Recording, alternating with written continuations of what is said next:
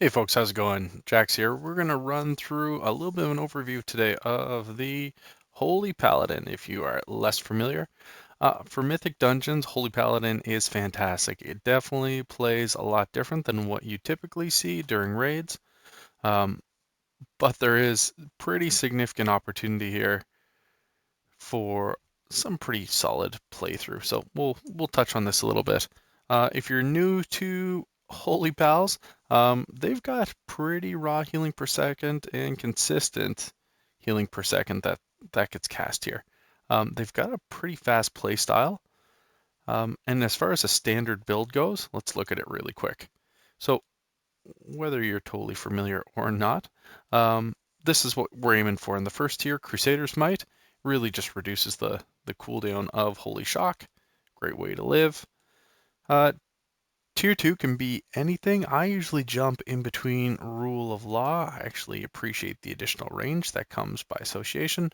However, there's a few things here. Maybe you might need a little bit more mobility depending on which dungeon you're in, or you need to jump in the Unbreakable Spirit if you think that you're going to be jumping on your bubble or using any of your major oh shoot buttons.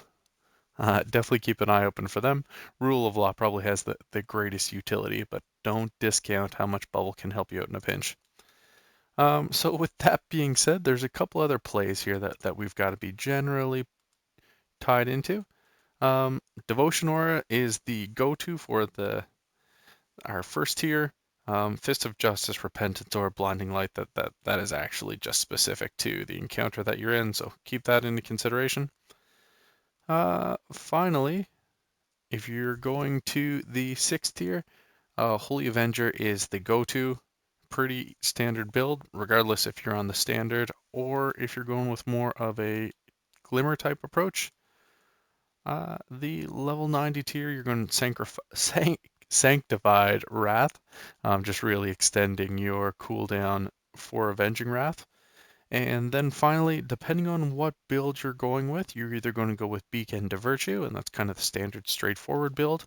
If you're playing a little more advanced Glimmer build, which should actually probably be the standard at this point, you're going to go with Divine Purpose. So this is the playout. Ultimately, besides that final tier, the two builds are generally the exact same. It's a lot of fun for the most part for Holy. It's quite unlike most real healers out there, mainly because you have to keep such a tight proximity to your, I guess, targets or other members of the dungeon. You're actually able to contribute a fair bit of DPS if you're focused the right way, but really just don't underestimate the value that the Holy Paladin brings, not only for the heals, but the fundamental utility that comes. We've got all kinds of real differentiators here, and it's key to take advantage of them up and beyond necessarily what you see with the Glimmer build. As far as essences go, you want to kind of go with that overcharge mana, Ever Rising Tide. That's from the Tomb of the Quickening Tides. The Vision of Perfection is your other go-to, or the Well of Existence. All pretty sexy plays for the most part. For minors, you've got the Well of Existence, again, is still a go-to, along with the Vision of Perfection. So load up on the two of them.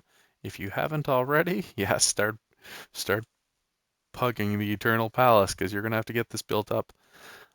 Spirit of Preservation, really get the Word of Mutual Aid.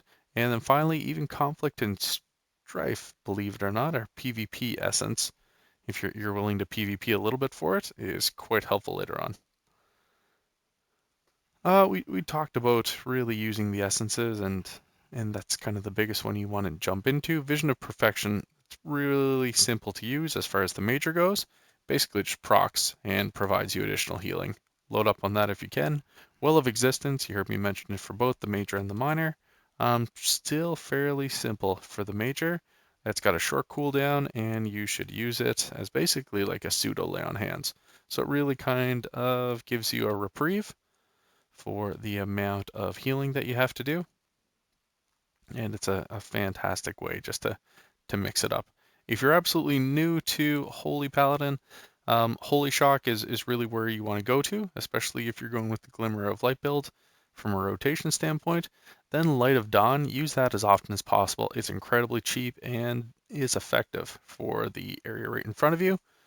It has a really generally quick cooldown tied to its association with Crusader's Might, so take advantage of that. Following that, get back to Crusader Strike. It's really kind of the most important part of the build. It's making sure you're not wasting any Crusader Strike charges. So provide that little bit of additional DPS. Up next is Holy Light or actually Flash of Light, and that actually just depends from a filler standpoint where you need to supply your support next. Does it need to be on a specific member or is it more of an AoE heal? And finally, if you're in a pinch, Light of the Martyr is always a trusted go-to. You can sacrifice a little bit of your own health and really take advantage. You've only got really 2 cooldowns that you can take advantage of as a prot or as a healing pal. Where you want to go with Holy, it's really just Holy Avenger and Avenging Wrath. Most scenarios, if you stack them, it just turns into one giant mega cooldown. Is a pretty good way to play. Definitely take advantage of that. Um, Alternatively, it's pretty good if you want to split them.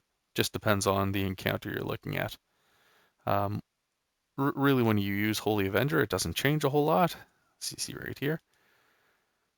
But there's some solid opportunities out there to take advantage of. So kind of get to figure out where it is that you're applying your heals and really when you're casting too many flashes of lights or holy lights and burning your own mana.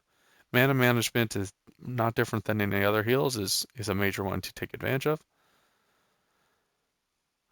Don't focus too much on haste. We're getting towards end game, so if we kind of fall asleep on the key things in front of us, we'll be in trouble. And finally, stick to melee as much as you can. It gets a little tough, especially when we're trying to keep an eye on the other players in the dungeon health, but it ultimately almost always takes care of us in a pretty good way. So Rocket, let me know how it works. Let me know if you like the Glimmer build, if you've got any feedback for this Mythic Plus guide, or just generally things I can do better. Thanks for watching. Hit subscribe if you made it this far. See ya.